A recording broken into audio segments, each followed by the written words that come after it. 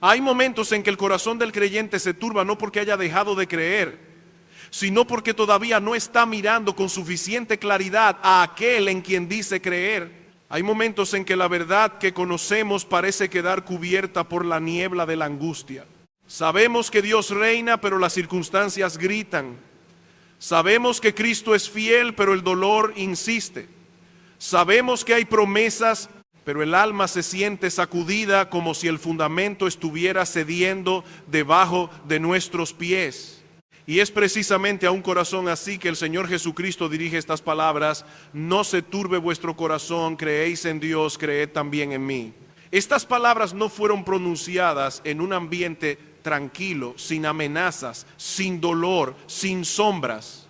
Fueron pronunciadas en la noche del aposento alto, cuando la traición ya estaba en marcha, cuando Pedro estaba a punto de negar a su maestro, cuando los discípulos estaban confundidos y cuando Jesús sabía que dentro de pocas horas sería arrestado, juzgado, condenado y crucificado.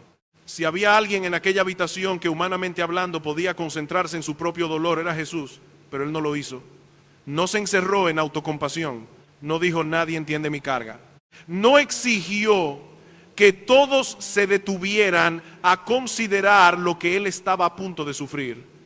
En la hora de mayor presión, el Hijo de Dios se ocupó de consolar a los suyos. Esto nos muestra algo glorioso y profundamente humillante. El amor de Cristo no se vuelve pequeño bajo la presión. Nuestro amor muchas veces sí, el suyo no. Nosotros ante una pequeña injusticia podemos sentirnos con derecho a retirarnos, endurecernos, quejarnos, exigir atención, pero Cristo, viendo delante de sí la cruz, habla paz a hombres que todavía no comprenden, que pronto huirán, que fallarán de formas dolorosas. No hay en Él autocompasión, hay obediencia al Padre. Hay amor por los suyos. Hay una serenidad santa que no nace de ignorar el sufrimiento, sino de confiar perfectamente en Dios en medio del sufrimiento. Y esto debe confrontarnos. Porque muchas veces nuestra turbación no surge solamente de lo que nos ocurre, sino de lo que creemos que merecíamos y no recibimos. Nos turbamos porque nuestros planes se desmoronan, porque las personas no responden como esperamos, porque la vida no sigue el guión que habíamos imaginado. Y detrás de muchas ansiedades legítimas puede esconderse una incredulidad más profunda. La sospecha de que Dios no está siendo bueno o de que Cristo no es suficiente para sostenernos. El Señor no niega la realidad de la turbación. La palabra usada para describir el corazón atribulado de los discípulos también aparece cuando Jesús mismo se conmueve en espíritu. Hay una agitación del alma que no es pecado. Hay dolores que son santos. Hay lágrimas que nacen del amor, de la compasión, del peso de vivir en un mundo caído. Jesús conoció esa clase de conmoción. Pero hay otra turbación que nace de la incredulidad, de la mirada fija en las circunstancias, de la incapacidad de recordar quién es el Señor cuando el mundo parece caerse. Por eso Jesús no les dice simplemente no se sientan mal. No les ofrece una frase superficial, les da un mandato profundamente teológico: creed en Dios, creed también en mí. La respuesta al corazón turbado no es una distracción emocional, sino una visión más clara de Cristo. La cura no está en negar el dolor, sino en confiar en el Hijo con la misma fe con que se confía en Dios. Y al decir esto, Jesús se coloca en una igualdad que ningún simple maestro podría reclamar. Solo Dios puede pedir esa clase de fe. Aquí está el centro del consuelo cristiano: confiar en Cristo. No confiar en que todo saldrá como queremos. No confiar en que entenderemos inmediatamente cada providencia. No confiar en nuestra capacidad de mantenernos fuertes. Confiar en su obra, en su palabra, en su amor, en su unión con el Padre, en su promesa de llevar a los suyos hasta el fin. ¿Dónde corre tu corazón cuando se turba? Esa pregunta revela mucho.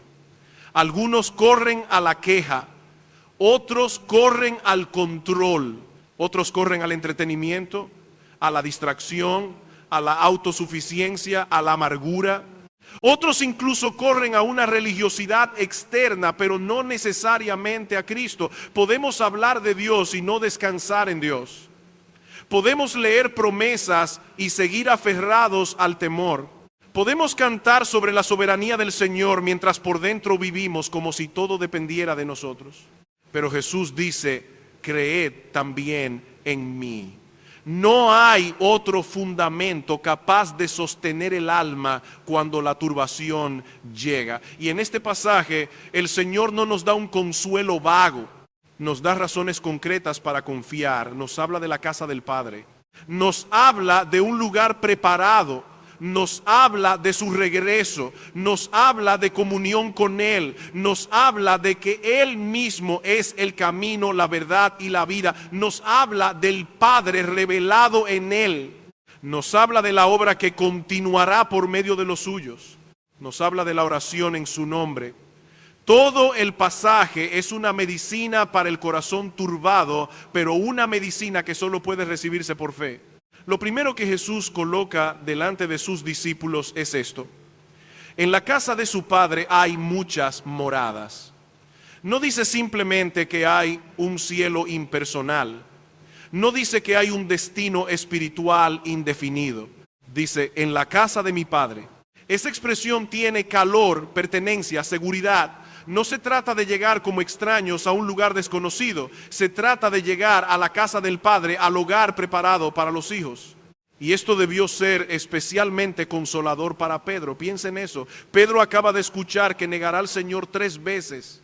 Su fragilidad será expuesta, su valentía imaginaria se derrumbará.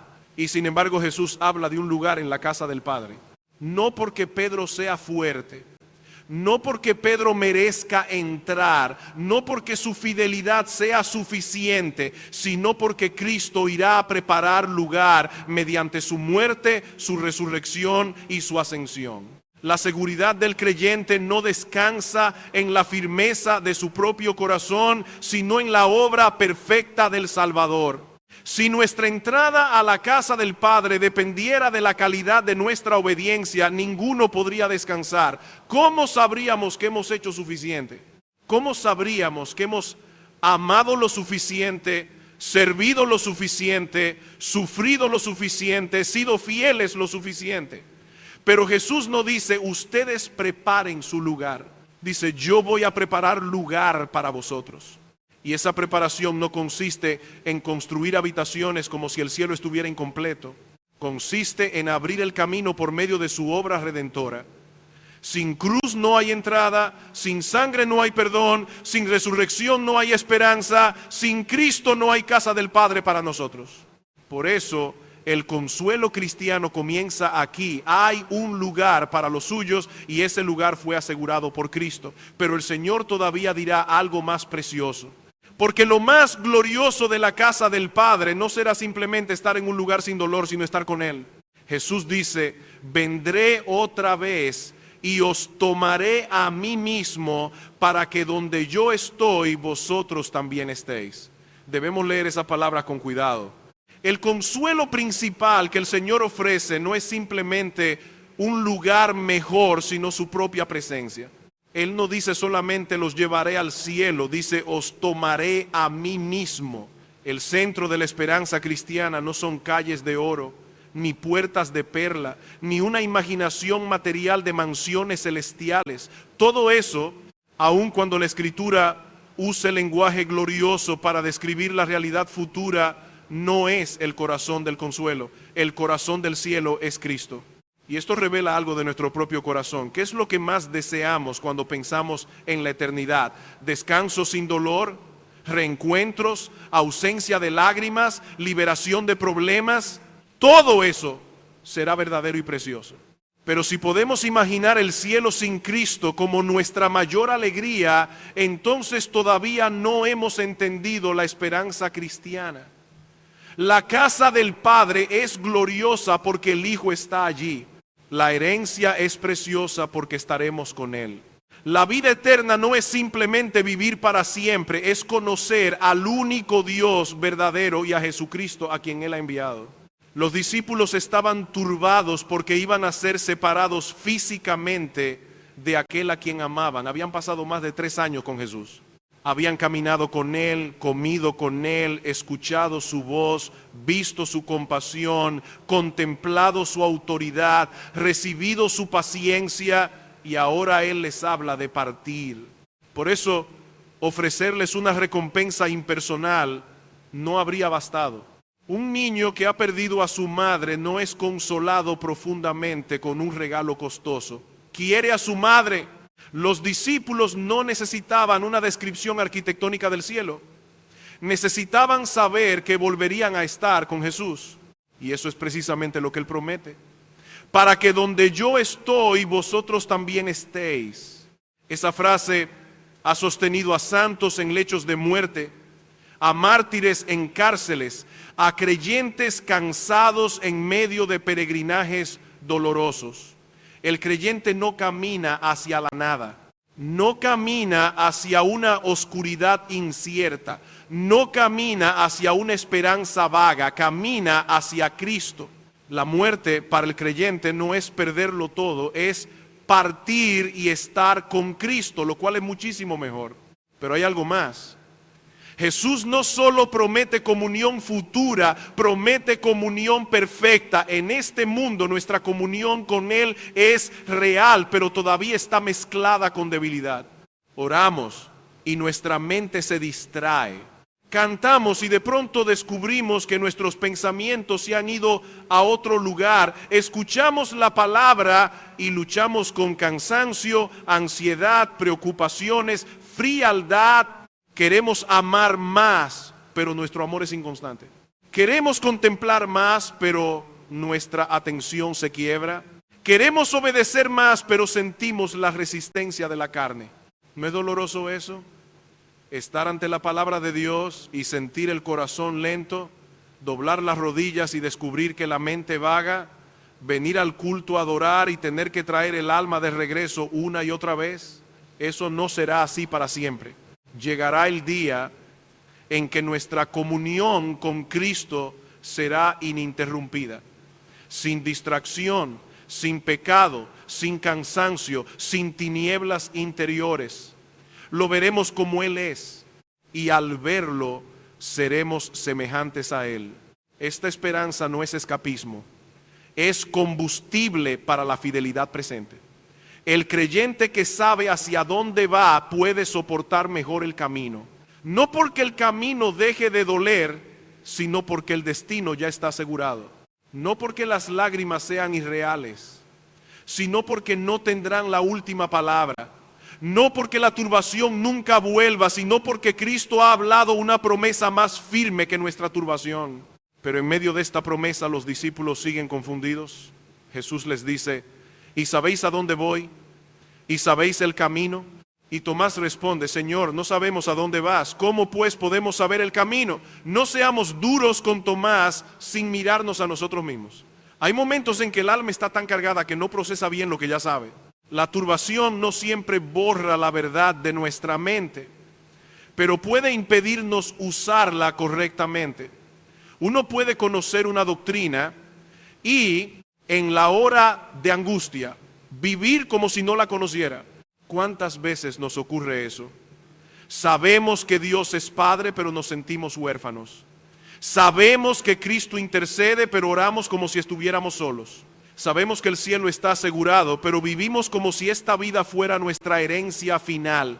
Sabemos que Él gobierna, pero interpretamos cada dificultad como si la providencia estuviera desordenada. La turbación puede volver torpe la fe. Por eso necesitamos que Cristo nos repita la verdad. No como información nueva solamente, sino como consuelo aplicado al corazón. Y la pregunta de Tomás, nacida de su confusión, da lugar a una de las declaraciones más solemnes y gloriosas del Evangelio de Juan. Yo soy el camino y la verdad y la vida. Nadie viene al Padre sino por mí. Aquí Jesús no les entrega un mapa, no les da una serie de pasos religiosos, no les dice, les enseñaré un método para llegar.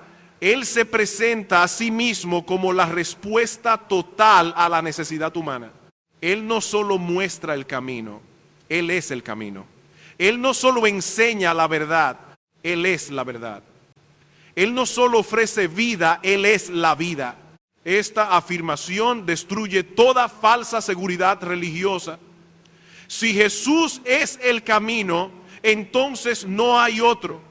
Si Jesús es la verdad, entonces todo lo que contradice a Cristo es mentira, aunque el mundo lo aplauda.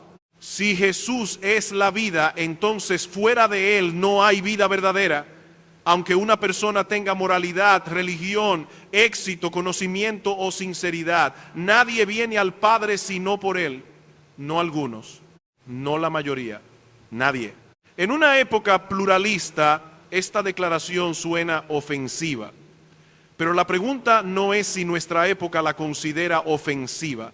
La pregunta es si Cristo dijo la verdad.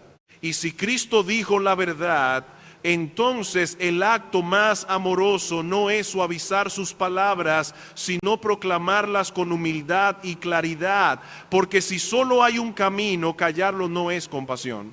Si solo Cristo da acceso al Padre, presentar muchas rutas como si fueran igualmente válidas no es tolerancia, es engaño espiritual.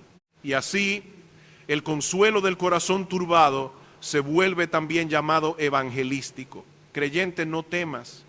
Cristo es tu camino seguro hacia la casa del Padre. Inconverso, no te engañes. Fuera de Cristo no tienes camino al Padre. Y esta verdad nos llevará ahora a mirar con más profundidad la seguridad absoluta que posee todo aquel que descansa únicamente en Él. Si Jesús es el camino, entonces la seguridad del creyente no descansa en la intensidad de su propia obediencia, sino en la suficiencia absoluta de Cristo. Esta es una verdad que debe ser recibida con gratitud, pero también con mucho cuidado. Porque hay quienes la convierten en licencia para vivir sin santidad y hay quienes nunca llegan a descansar porque siguen mirando dentro de sí mismos tratando de encontrar una base segura para ser aceptados por Dios. El Evangelio nos libra de ambos errores. Nos dice que nadie llega al Padre por sus obras, su religión, su decencia, su sinceridad o su esfuerzo moral. Pero también nos dice que todo aquel que ha venido verdaderamente al Padre por medio de Cristo ya no puede vivir como si Cristo fuera un accesorio espiritual. Él es el camino, pero no un camino que usamos para seguir gobernando nuestra vida. Él es el camino que nos lleva al Padre y al mismo tiempo nos saca de la mentira, de la muerte y de la esclavitud del pecado.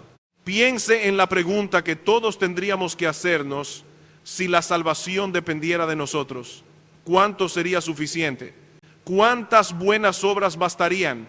¿Cuánta fidelidad? ¿Cuánta oración? ¿Cuánta obediencia? ¿Cuánto arrepentimiento? Si el acceso a la casa del Padre dependiera de nuestra medida, nunca podríamos dormir tranquilos. Porque aún nuestras mejores obras están manchadas por debilidad. Aún nuestras oraciones necesitan misericordia. Aún nuestro amor es incompleto. Aún nuestra fidelidad tiene grietas que solo Dios conoce. Pero Cristo no dijo, yo les mostraré un camino para que ustedes completen lo que falta. Dijo, yo soy el camino. La entrada al Padre no está construida sobre la fuerza del caminante, sino sobre la perfección del mediador. El creyente no llega porque caminó con una fidelidad impecable, sino porque Cristo abrió el acceso mediante su sangre. Él vivió la vida que nosotros no vivimos, murió la muerte que nosotros merecíamos. Resucitó como garantía de que su obra fue aceptada. Ascendió como precursor, llevando en su propia persona la seguridad de todos los que están unidos a Él. Por eso el alma turbada debe aprender a mirar fuera de sí misma. Hay una forma de introspección que parece espiritual, pero que termina siendo incredulidad refinada. La persona mira su corazón, ve debilidad, se desespera, vuelve a mirar, encuentra más pecados, se hunde más y nunca levanta la vista hacia Cristo. El examen propio tiene su lugar, la confesión tiene su lugar. El arrepentimiento tiene su lugar, pero ninguno de ellos es nuestro Salvador, solo Cristo salva. Y la seguridad no nace de encontrar perfección en nosotros, sino de encontrar plenitud en Él. ¿Estás descansando en Cristo o estás usando a Cristo para completar un sistema de confianza que todavía depende de ti? Esa pregunta es necesaria. Porque muchos dicen creer en Jesús, pero en el fondo siguen pensando que Dios los aceptará porque no son tan malos, porque han sido religiosos, porque han sufrido mucho, porque han servido en la iglesia, porque han tratado de vivir decentemente. Pero ninguna de esas cosas es el camino. Cristo es el camino. Nadie viene al Padre sino por Él. Esto es ofensivo al orgullo humano. El hombre quiere conservar alguna contribución propia. Quiere pensar que aunque necesita ayuda, todavía puede aportar algo decisivo. Pero el Evangelio no dice que Cristo ayuda a los que casi pueden llegar. Dice que Cristo salva a los que no pueden llegar. No se trata de mejorar una ruta humana. Se trata de reconocer que todas las rutas humanas están cerradas. La religión sin Cristo está cerrada. La moralidad sin Cristo está cerrada. La sinceridad sin Cristo está cerrada. La filosofía sin Cristo está cerrada. Las buenas intenciones sin Cristo están cerradas. Solo hay acceso en el Hijo. Y si esto es verdad, entonces debemos proclamarlo con claridad, no con arrogancia, porque nosotros no encontramos el camino por inteligencia superior. Fuimos traídos por gracia, no con desprecio hacia otros, porque si estamos en Cristo es por misericordia, pero sí con firmeza. Una iglesia que ama no puede ocultar que fuera de Cristo no hay vida. Si una casa está ardiendo y hay una sola salida, no es amor decirle a la gente que cualquier puerta sirve. El amor señala la puerta verdadera. Y Cristo dijo, yo soy la puerta. Cristo dijo, yo soy el camino. Pero note que el Señor no se detiene en camino. Él también dice, yo soy la verdad. No solamente trae información verdadera, Él es la verdad encarnada. En Él conocemos a Dios como Dios quiere ser conocido.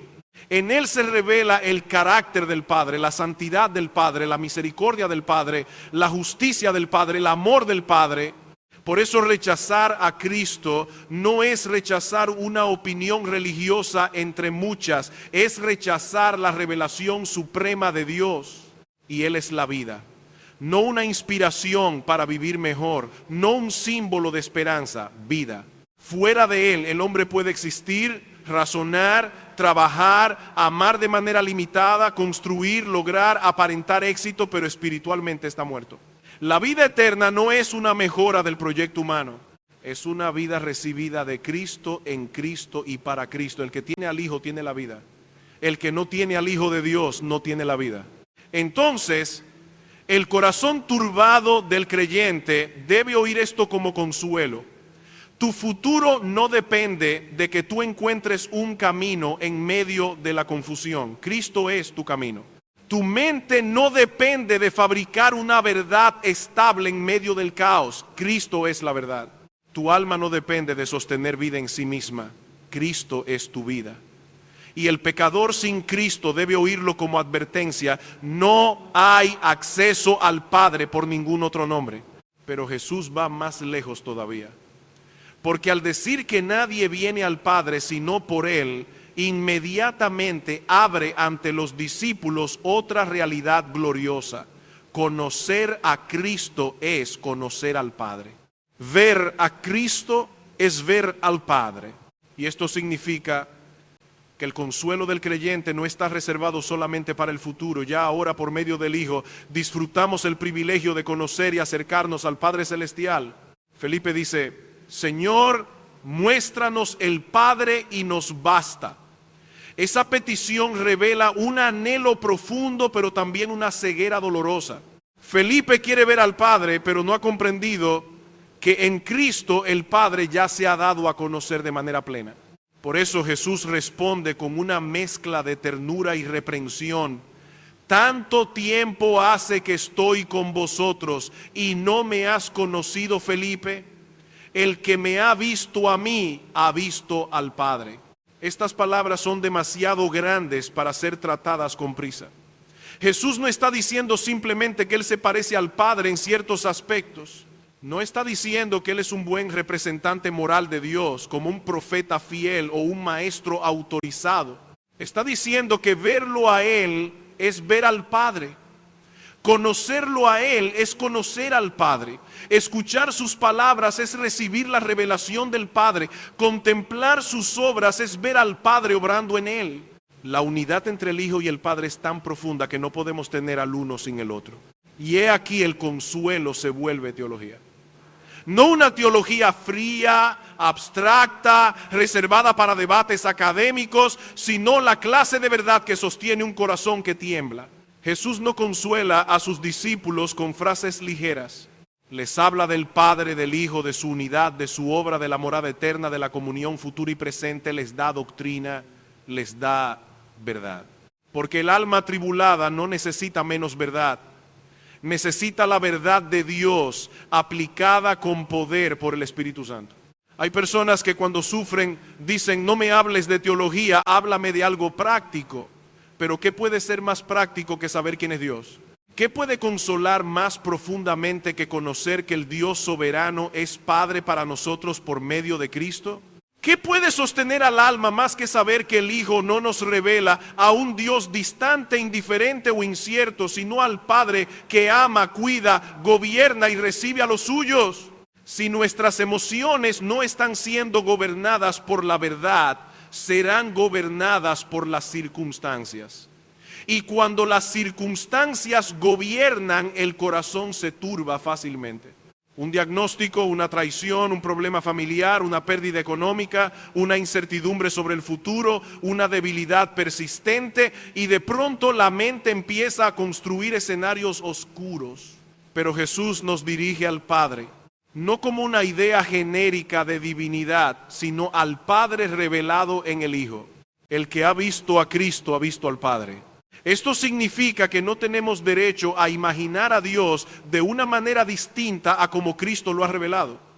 Cuando vemos la compasión de Cristo hacia los quebrantados, vemos el corazón del Padre. Cuando vemos la santidad de Cristo contra el pecado, vemos la santidad del Padre.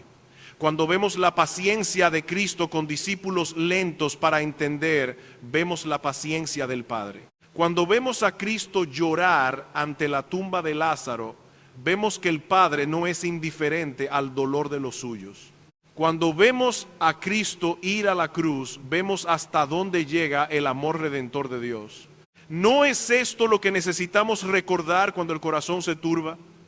No estamos en manos de una providencia impersonal. No estamos abandonados en un universo frío. No estamos tratando de llamar la atención de un Dios lejano. Si estamos en Cristo, conocemos al Padre. Y ese Padre no nos recibió porque fuéramos fuertes, dignos o constantes. Nos recibió porque el Hijo abrió el camino por su sangre. Por causa de Cristo ahora tenemos acceso. Por causa de Cristo ahora somos hijos. Por causa de Cristo ahora podemos decir Padre nuestro. Pero debemos ser cuidadosos. La paternidad de Dios no pertenece automáticamente a toda persona sin distinción salvadora.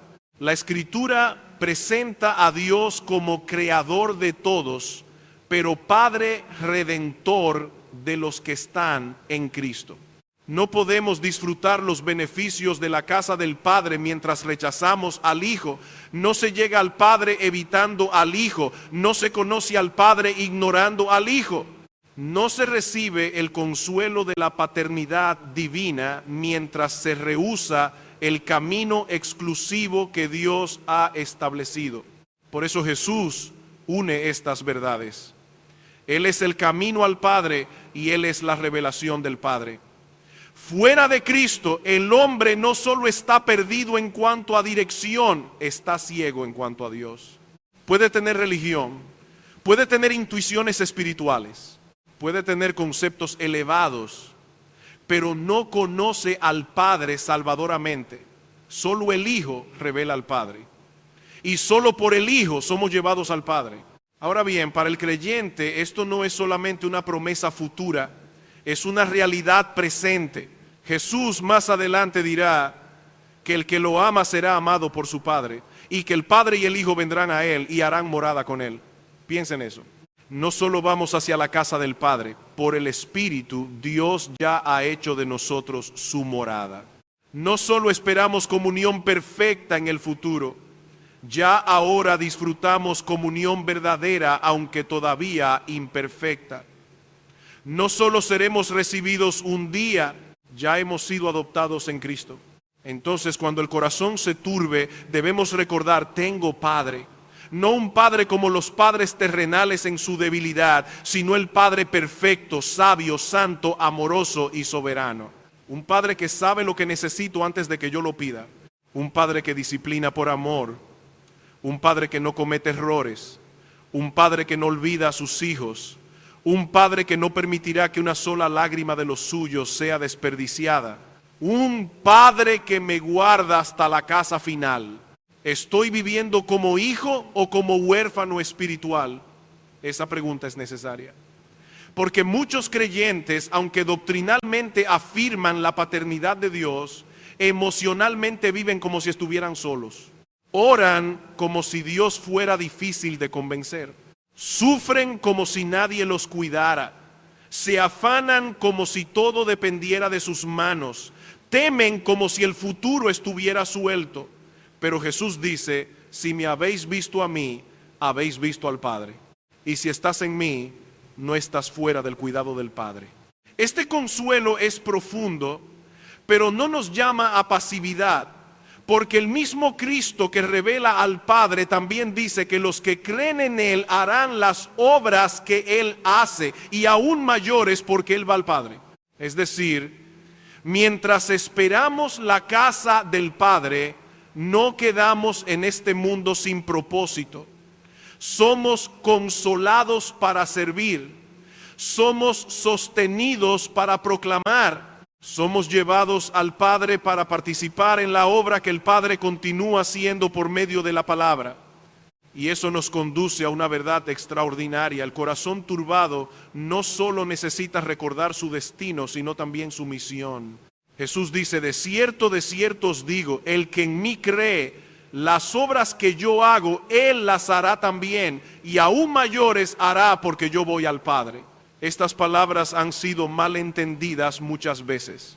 Algunos las han convertido en una promesa de que todo creyente hará milagros más grandes, más visibles, más espectaculares que los que hizo Jesús. Pero si leemos el Evangelio con cuidado, esa interpretación no puede sostenerse. ¿Quién ha hecho obras milagrosas más portentosas que el Señor? Él convirtió agua en vino, sanó enfermos a distancia, dio vista a un ciego de nacimiento, caminó sobre el mar, alimentó multitudes y llamó a Lázaro fuera de la tumba después de 4 días. Entonces, ¿qué significa que los creyentes harán obras mayores? Debemos mirar el contexto. Jesús está hablando de su regreso al Padre, de la obra que continuará después de su partida visible, de la relación entre sus palabras y la obra del Padre. Él dice que las palabras que habla no las habla por su propia cuenta, sino que el Padre que mora en él hace las obras. Es decir, por medio de las palabras de Cristo, el Padre está obrando en el mundo. Y ahora Cristo se va al Padre, su obra redentora será completada en la cruz, resucitará, ascenderá, derramará el Espíritu, y entonces por medio de sus discípulos su palabra será proclamada no ya en una región limitada de Palestina, sino hasta lo último de la tierra. Las obras mayores no son mayores en poder intrínseco que los milagros de Jesús. Son mayores en alcance redentor, en expansión histórica, en fruto evangelístico, porque ahora el evangelio de una obra consumada será anunciado a todas las naciones. Piensa en Pentecostés. Durante el ministerio terrenal de Jesús, muchos oyeron, muchos vieron, muchos fueron confrontados, pero al momento previo al nacimiento público de la iglesia había un pequeño grupo de discípulos reunidos. Luego Pedro predica a Cristo crucificado y resucitado, y en un solo día miles son añadidos. ¿Qué instrumento usó Dios? La predicación de la palabra. No una estrategia humana brillante, no entretenimiento religioso, no manipulación emocional, la palabra de Dios proclamada en el poder del Espíritu Santo. Esto debe corregir nuestra visión de la obra cristiana. Muchas veces pensamos que lo verdaderamente poderoso es lo visible, lo impresionante, lo que atrae multitudes rápidamente, lo que produce una reacción inmediata. Pero Cristo nos enseña que el Padre obra por medio de su palabra. Y después de la ascensión, el Hijo continúa obrando por su Espíritu a través de creyentes que proclaman el Evangelio. Esa es una realidad inmensa. Cuando la palabra de Cristo es anunciada fielmente, Cristo mismo está obrando por medio de ella. ¿Creemos eso realmente? Porque una iglesia que deja de creer en el poder de la palabra empezará a buscar sustitutos. Buscará métodos más atractivos, experiencias más intensas, formatos más entretenidos, lenguaje menos ofensivo, emociones más fáciles de provocar. Puede llenar un local, puede producir movimiento, puede generar entusiasmo religioso, pero si la palabra no gobierna, si Cristo no es proclamado, si el pecado no es confrontado, si la cruz no es explicada, si el arrepentimiento y la fe no son llamados con claridad, entonces quizá estamos trayendo personas a una actividad, pero no necesariamente a Cristo. No despreciemos los medios legítimos. Podemos usar recursos, organización, tecnología, música, creatividad, plataformas, pero nada de eso puede ocupar el lugar de la palabra. La fe viene por el oír y el oír por la palabra de Cristo. Los muertos no resucitan por ingenio humano. Los huesos secos no se levantan porque el profeta diseñó una experiencia atractiva. Se levantan cuando Dios manda profetizar su palabra y el Espíritu sopla vida donde antes solo había muerte.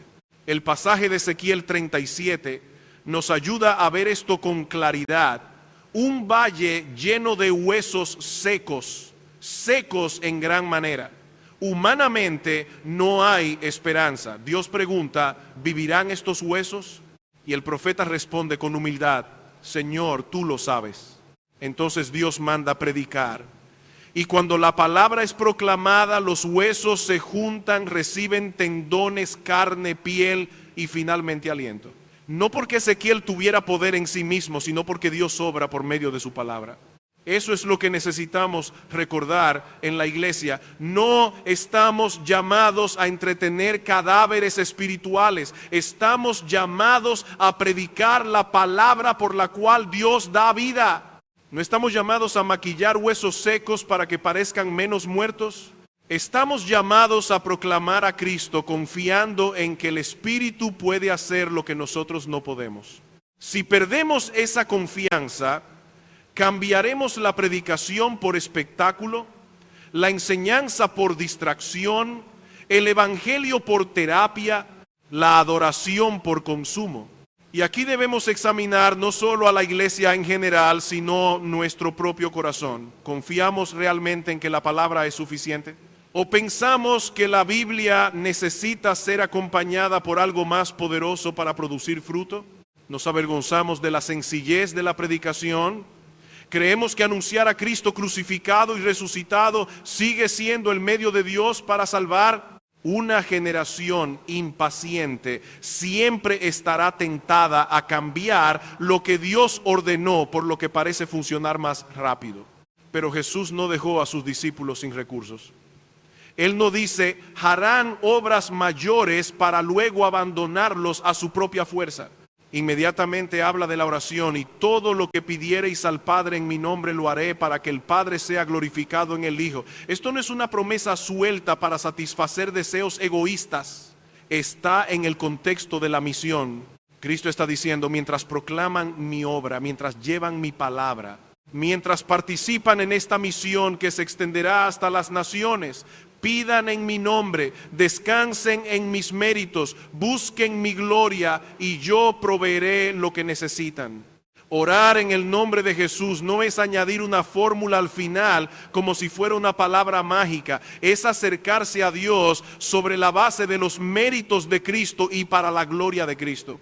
Es pedir como siervos que no buscan construir su propio reino, sino ver al Padre glorificado en el Hijo. Es reconocer que no tenemos poder para convertir a nadie, sostener a nadie, edificar a nadie, convencer a nadie, abrir ningún corazón muerto. Por eso oramos. Una iglesia que cree en la palabra debe ser una iglesia que ora. Si predicamos sin oración, actuamos como si la explicación humana bastara. Si oramos sin someternos a la palabra, actuamos como si Dios hubiera prometido bendecir nuestros propios métodos. Pero cuando la palabra y la oración caminan juntas, la iglesia confiesa: Señor, tú has hablado, ahora obra por medio de lo que tú has dicho. Por tanto, el corazón turbado no debe encerrarse en sí mismo. Cristo nos consuela con el Padre, con la casa preparada, con su presencia futura, con su exclusividad como camino y también con una misión presente. Mientras vamos hacia la casa del Padre, no caminamos sin propósito. Tenemos palabra que proclamar, pecadores a quienes llamar, hermanos a quienes edificar y un Salvador vivo que promete obrar por medio de los suyos.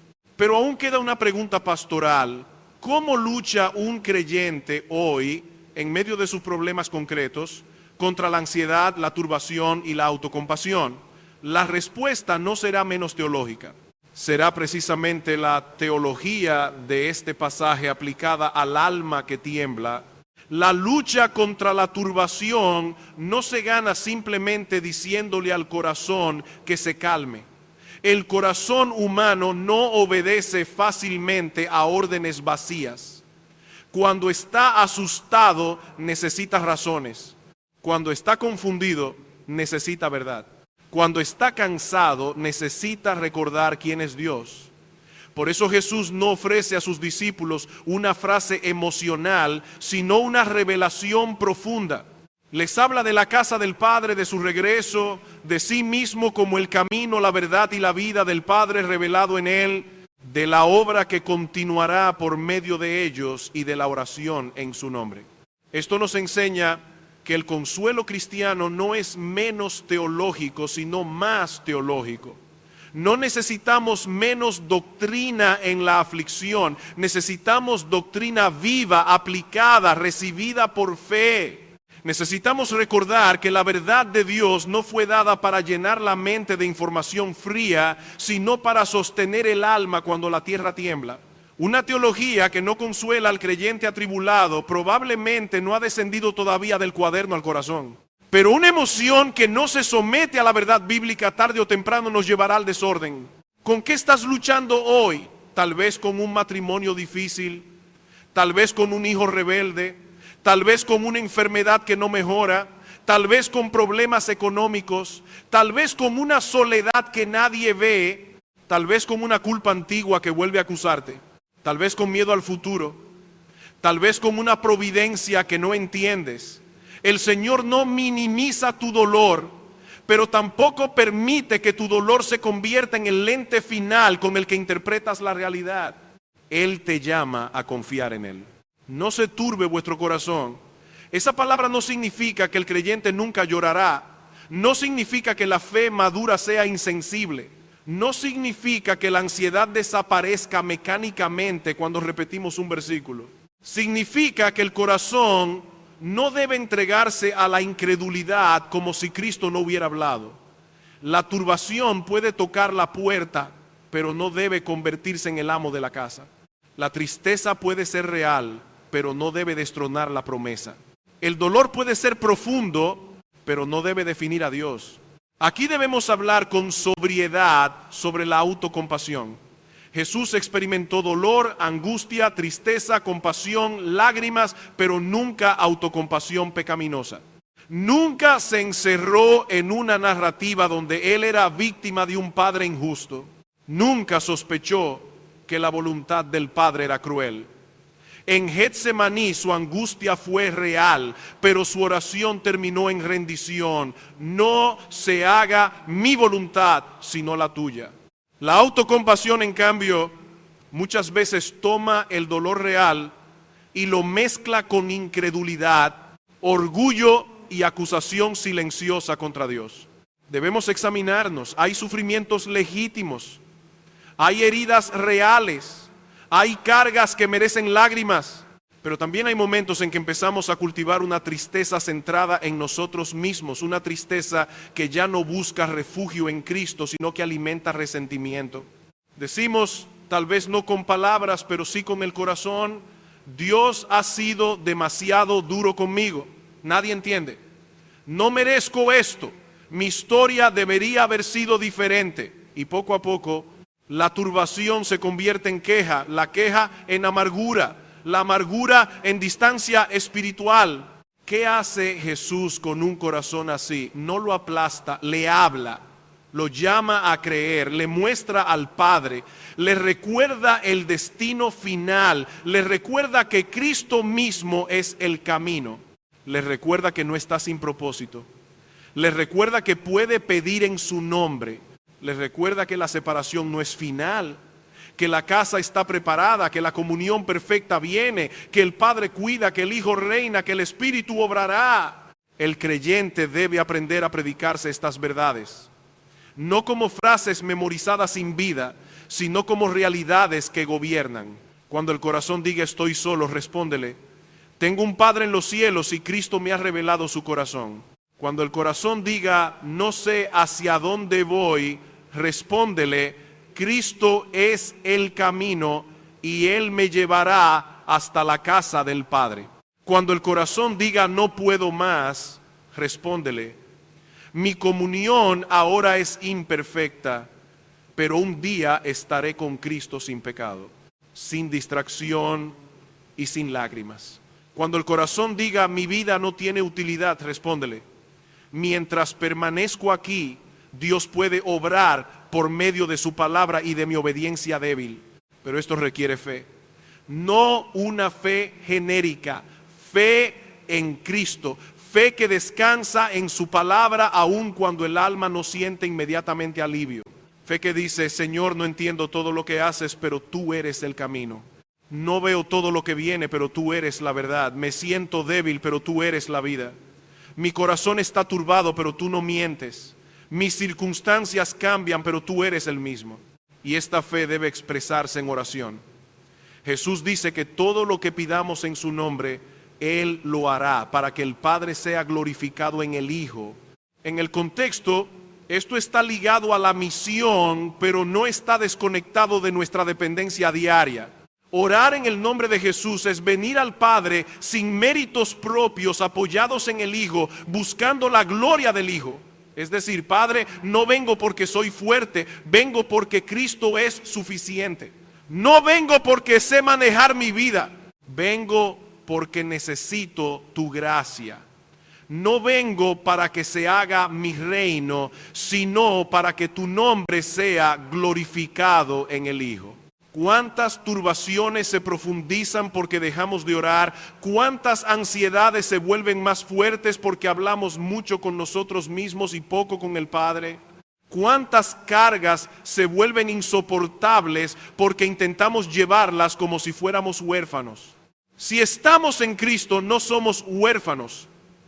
Tenemos acceso, tenemos mediador, tenemos Padre, tenemos promesas, tenemos Espíritu, tenemos palabra. Por tanto, levanta las manos caídas, no porque las circunstancias sean pequeñas, sino porque Cristo es grande. Afirma las rodillas debilitadas, no porque el camino sea fácil, sino porque el camino es Cristo mismo. Sigue corriendo, no con los ojos puestos en tu fortaleza, sino en Jesús, el autor y consumador de la fe. Pero antes de cerrar, debemos volver una vez más al carácter exclusivo de esta esperanza, porque todo este consuelo pertenece únicamente a los que están en Cristo, y nadie puede llegar al Padre por otro camino. Todo el consuelo de Juan 14 descansa sobre una verdad que nuestra generación considera ofensiva, pero que el creyente debe abrazar con gratitud reverente. Nadie viene al Padre sino por Cristo. No hay muchas puertas, no hay muchos caminos igualmente válidos, no hay una ruta para los religiosos, otra para los sinceros, otra para los moralmente decentes, otra para los que sufrieron mucho, otra para los que hicieron lo mejor que pudieron.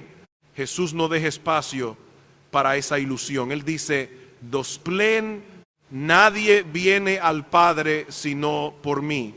Esta exclusividad no es una dureza innecesaria, es misericordia revelada. Si todos los caminos estuvieran abiertos, la cruz sería innecesaria. Si el hombre pudiera llegar al Padre por su esfuerzo, por su religión, por su conciencia, por su sinceridad o por sus obras, entonces el Hijo de Dios no habría tenido que encarnarse, sufrir, derramar su sangre y resucitar. La cruz nos dice que no había otro camino. La sangre de Cristo no es una opción religiosa más. Es la única provisión de Dios para pecadores culpables. Por eso cuando el corazón creyente se turba, debe recordar que su acceso al Padre no depende de su desempeño variable, sino del camino inmutable que es Cristo. Pero cuando el pecador sin Cristo escucha estas palabras, debe temblar, porque no hay salvación fuera de Él. No hay perdón fuera de Él. No hay reconciliación con Dios fuera de Él. Una persona puede ir por la vida sin riquezas, sin salud, sin fama, sin educación, sin influencia, sin comodidad, sin muchas cosas que el mundo considera importantes, pero no puede ir al cielo sin Cristo. ¿Has entendido esto? No pregunto si admiras a Jesús.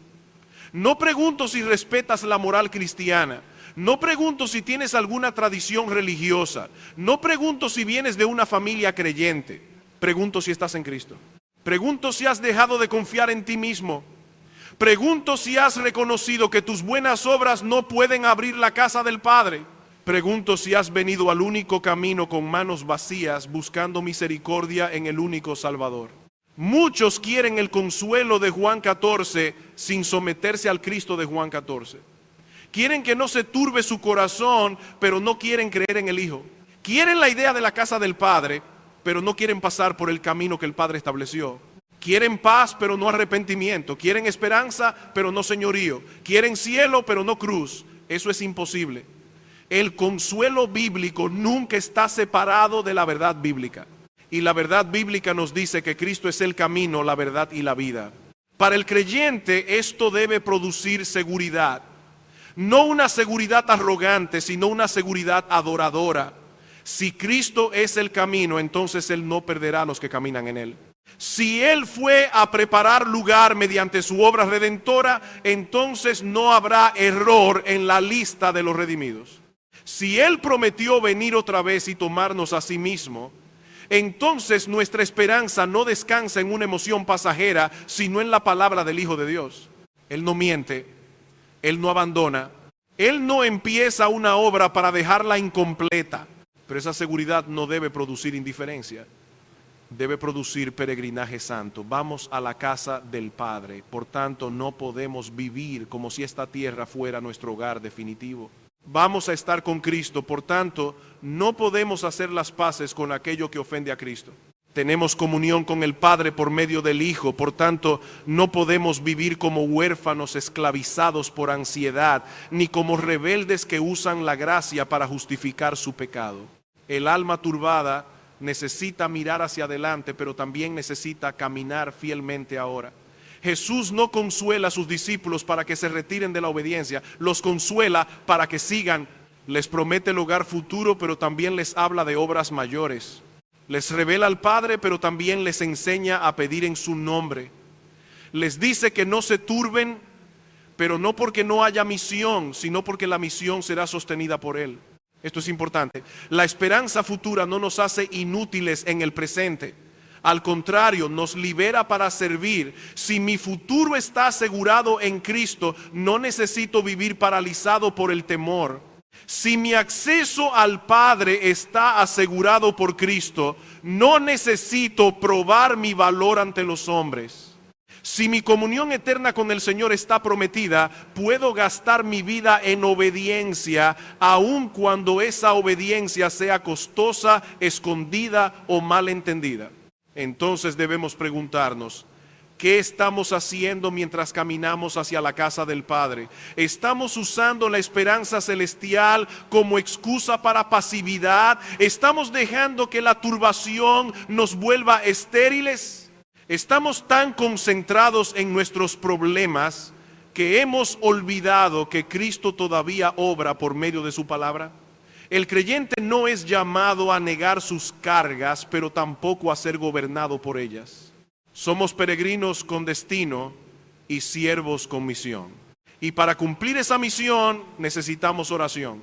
No oración como formalidad, no oración como último recurso. Oración en el nombre de Jesús basada en sus méritos, orientada a su gloria, dependiente de su poder.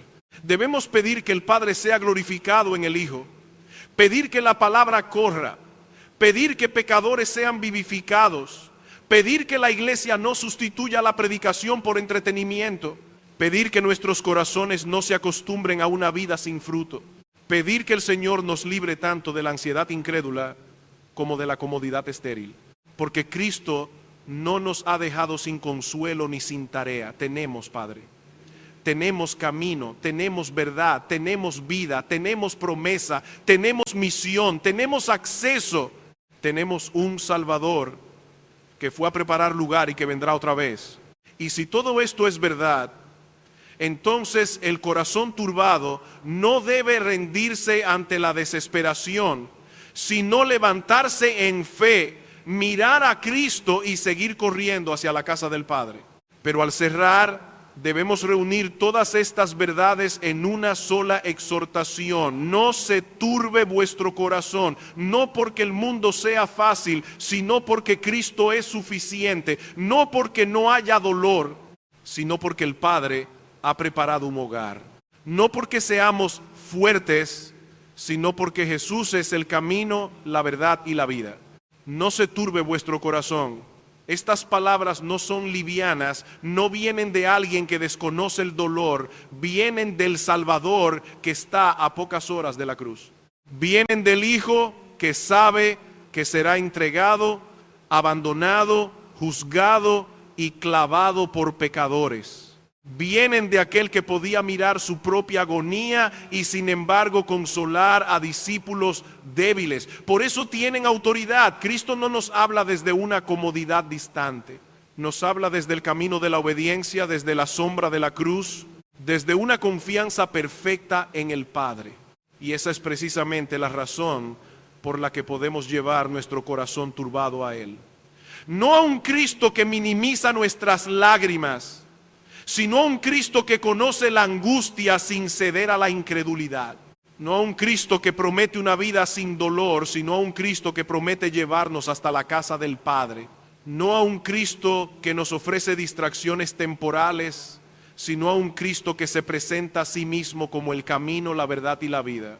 Mis hermanos, necesitamos aprender a luchar contra la turbación con las armas que Cristo nos da, no con negación, no con autocompasión, no con control, no con evasión, no con frases vacías, con fe. Creéis en Dios, creed también en mí.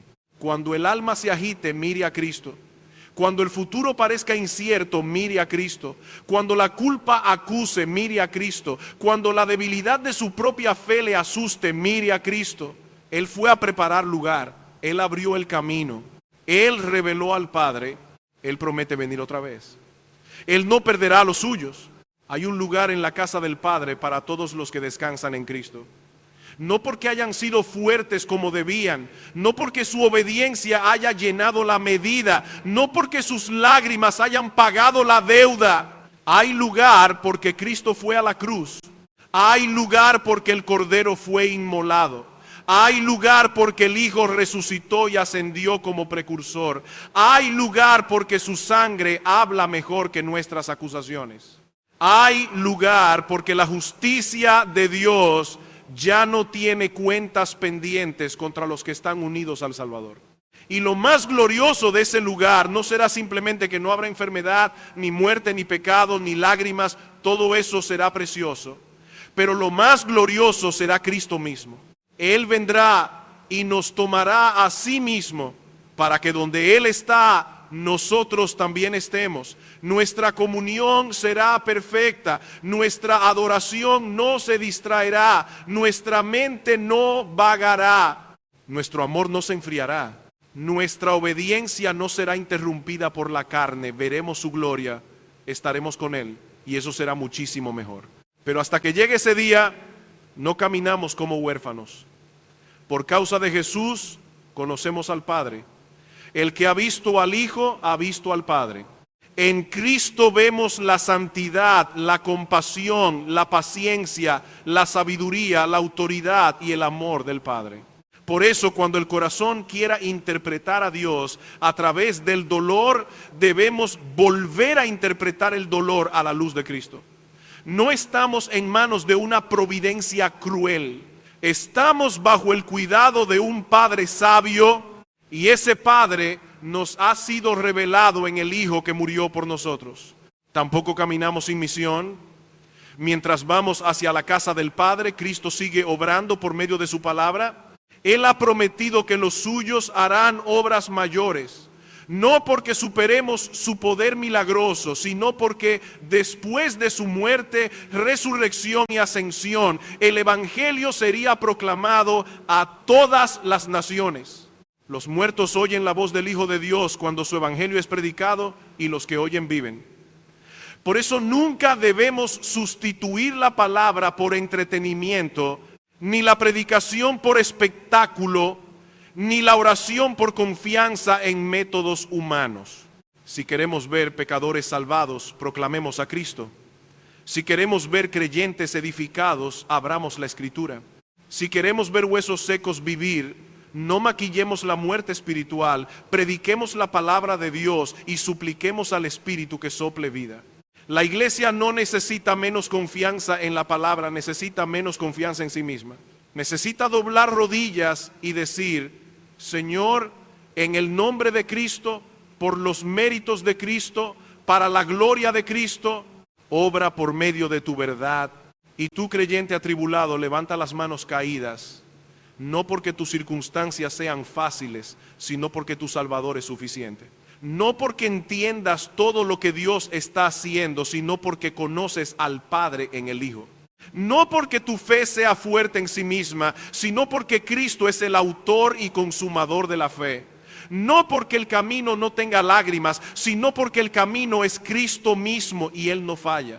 Pero mi amigo, si tú estás sin Cristo, escucha con seriedad. Todo este consuelo no te pertenece mientras sigas fuera de Él. No hay camino al Padre excepto Cristo. No hay perdón excepto en Cristo. No hay verdad salvadora excepto en Cristo. No hay vida eterna excepto en Cristo. Puedes tener religión, moralidad, sinceridad, conocimiento, buenas intenciones, respeto social y muchas cosas más, pero no puedes ir al cielo sin Cristo. Nadie viene al Padre sino por Él. Ven entonces al único camino. No vengas con méritos, no vengas negociando, no vengas comparándote con otros. Ven como pecador necesitado de gracia. Cree en el Hijo de Dios que murió y resucitó. Descansa únicamente en Él para el perdón de tus pecados. Porque en ningún otro hay salvación, no hay otro nombre bajo el cielo dado a los hombres en que podamos ser salvos. Y que el Señor conceda a su pueblo mirar otra vez a Cristo, hasta que el corazón turbado sea gobernado por la fe, hasta que la ansiedad sea llevada al Padre, hasta que la misión sea abrazada con oración, hasta que la iglesia corra con los ojos puestos en Jesús, y hasta que lleguemos finalmente a la casa del Padre, donde estaremos con nuestro Señor por los siglos de los siglos. The truth is endless, so wide, so far, but somehow I'm still lost in you.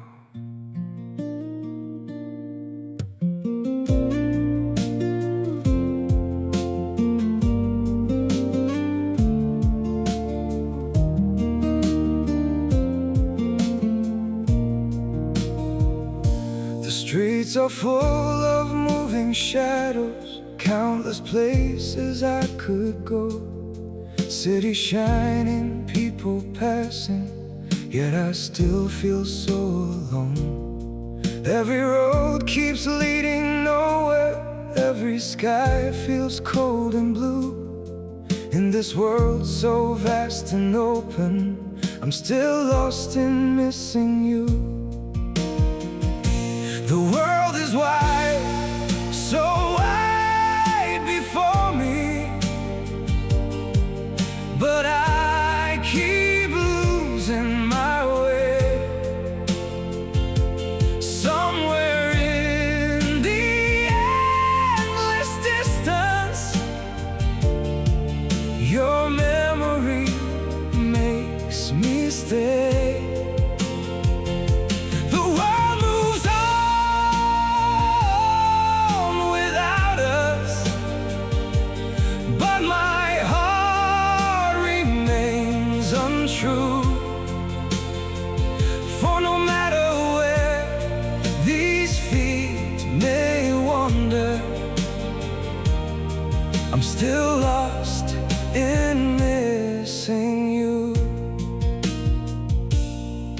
I have tried to outrun silence, tried to leave your ghost behind, but your name still echoes softly through the corners of my mind. The world is wide, so wide before me, but I keep losing my way. Somewhere in the endless distance, your memory makes me stay. The world moves on without us, but my heart remains untrue. For no matter where these feet may wander, I'm still lost in missing you. Maybe someday I'll stop searching for your face in every crowd, but until that day, this broken heart will keep calling your name out. The world is wide, so wide before me, but I keep losing my way. Somewhere in the endless distance, your memory makes me stay. The world moves on without us, but my heart remains untrue. For no matter where these feet may wander, I'm still lost